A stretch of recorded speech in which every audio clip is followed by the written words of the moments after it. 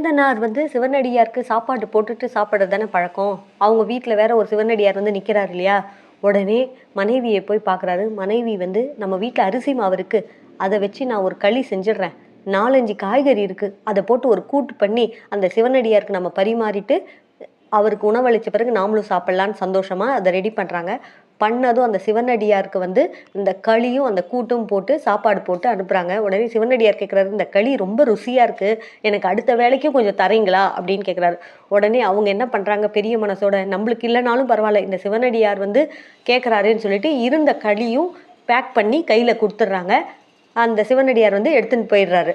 இதுக்குள்ளே அந்த ஊர் ராஜா கனவுல சிவன் தோன்றி தான் போய் சேந்தனார் வீட்டில் சிவனடியாராக சென்று களி சாப்பிட்டதையும் அதை இன்னொரு வேலைக்காக வேண்டி நான் எடுத்துன்னு வந்திருக்கேன் அப்படின்னு சொல்கிறாரு. உடனே மறுநாள் காலையில் பொழுதும் விடியுது.